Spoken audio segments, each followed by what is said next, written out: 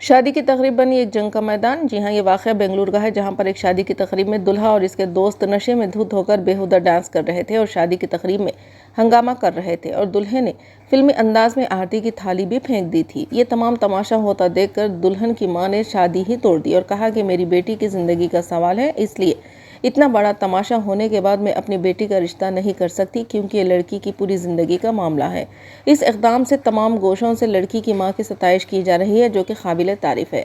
नाज़रीन, दुल्हन की मां के इस इक़दाम ने दुल्हे और दुल्हे के अफराद ख़ानदान पर सख्त तारी कर दिया और वह हैरान रह गए। दुल्हन की मां ने ना तो शर्मिंदगी महसूस की और ना ही शादी के इतने बड़े अखराजात के बारे में सोचा। बस इसे अपनी बेटी की परवाह थी, इसलिए इन्होंने फ़ौरन ऐसा फ़ैसला लेते हुए एक बेहतरीन काम किया है। दुल्हन की मां के इस फैसले पर आप लोगों की क्या राय है, कमेंट के ज़रिए ज़रूर बताएं। हाथ